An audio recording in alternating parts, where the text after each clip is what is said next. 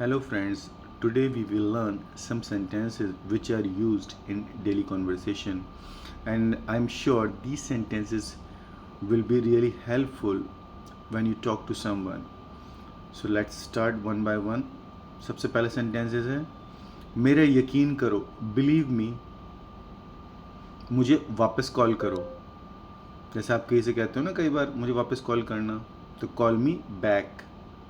मेरी मदद करो, डू मी अ फेवर या प्लीज़ हेल्प मी, ऐसे भी कह सकते हो आप, दोनों तरीके ठीक है। मेरा ये मतलब नहीं है, मतलब कई बार आप कहते हो ना मेरा ये मतलब तो नहीं है, जैसे आप समझ रहे हो, तो इसको इंग्लिश में वैसे बोलेंगे I do not mean it. जितना मुमकिन हो या जितना जल्दी हो, तो इसको इंग्लिश में आप ऐसे कहोगे एज सुन एज पॉसिबल। मुझे समझ नहीं आता, जैसे कई बार आप कहते हो ना मुझे समझ में नहीं आ रहा है, तो इसको आप ऐसे कहोगे आई डू नॉट अंडरस्टैंड। बिल्कुल नहीं, एब्सोल्युटली नॉट। कितने पैसे हुए, how much is the money. इन्होंने हाउ मच लिखा है, लेकिन यहाँ पर पूरा सेंटेंस लिखा जाएगा how much is the money. हिम्मत मत हारो, डू नॉट लूज होप।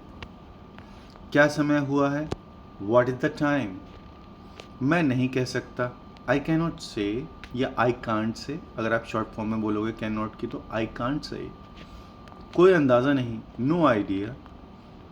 बहुत देर हो गई, इट इज़ टू लेट। कई बार आप कहते हो ना बोलचाल की भाषा में बहुत देर हो गई यार अब तो, इट इज़ टू लेट। जल्दी करो, हरी अप। क्यों नहीं, वाई नॉट। परेशान मत हो, डू नॉट वरी या डोंट वरी, दोनों ही ठीक है। भगवान से दुआ करो, प्रे टू गॉड। दूसरों की मदद करो, हेल्प अदर्स। क्या मूर्खता है या क्या बेवकूफ़ी है, तो इसको आप इंग्लिश में ऐसे कहोगे हाउ स्टूपिड। जाग जाओ, जैसे कई बार आप सुबह को कहते हो कि इसे जाग जाओ भाई, वेक अप। तैयार हो जाओ, गेट रेडी या बी रेडी, BEB, दोनों ही तरीके ठीक हैं। गेट रेडी और बी रेडी, दोनों तरीके से आप कह सकते हो। गाली मत दो, डोंट अब्यूज़ या डू नॉट अब्यूज़। तुम गलत हो, जैसे कई बार आप कहते हो ना तुम गलती पर हो, यू आर रॉन्ग। वह रहमदिल है, ही इज़ काइंड, ये भी ठीक है, और आप इसको ऐसे भी बोल सकते हो ही इज़ काइंड हार्टेड या ही इज़ नाइस हार्टेड। तुम नहीं, नॉट यू। तो गाइज ये कुछ डेली कॉन्वर्सेशन के सेंटेंसेस हैं जिनको आप अपने डेली प्रैक्टिस में लाओ, और इसका एक फ़ायदा ये होगा अगर आप इसको अब प्रैक्टिस करते हो, तो जब आप इन सेंटेंसेस की आपको ज़रूरत पड़ेगी तो ये ऑटोमेटिक आपके दिमाग में आएंगे, क्योंकि आप पहले प्रैक्टिस कर चुके हो। तो तरीका वही है, सिंपल तरीका है, that first of all you have to understand the sentences and also practice.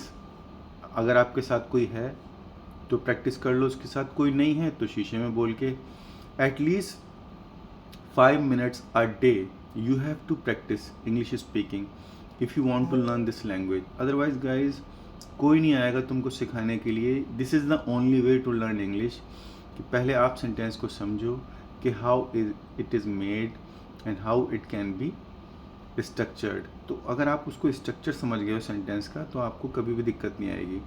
नहीं तो रटने से कुछ नहीं होगा। जैसे कई बार कुछ लोग रट लेते हैं और फिर उसको बोलने की कोशिश करते हैं, लेकिन अगर उनको तरीका नहीं पता तो वो उसको आधा अधूरा बोलते हैं, बीच में से टू हटा देंगे, बीच में कुछ और लगा देंगे, तो वहाँ गड़बड़ हो जाती है। तो सिंपल तरीका है, फिर से बता रहा हूँ, कि पहले समझो कि ये बने कैसे हैं, और उसको इंग्लिश में प्रैक्टिस करो मिरर के सामने या किसी फ्रेंड के साथ। कोई नहीं है तो अकेले करो, और एटलीस्ट आपको अगर ये लैंग्वेज सीखनी है तो आपको 10 मिनट तो देने ही पड़ेंगे। ये तो मैं मिनिमम बता रहा हूँ, अगर आप आधे घंटा सुबह आधा घंटा शाम दे सकते हो तो बहुत बढ़िया है, बट एटलीस्ट 10 मिनट का टाइम निकालो, 10 मिनट सुबह 10 मिनट शाम। या आप खाली बैठे हो तो और भी बढ़िया है, अपने दिमाग में सोचो कि ये मैं कैसे बना सकता हूँ इस सेंटेंस को। And guys, practice is a must to speak English, otherwise no one will come to teach you that language. So guys, I hope that you have understood whatever I have taught you today, and I believe that all of you will practice regularly. And guys, in order to motivate me, please like, share and subscribe. Thank you so much.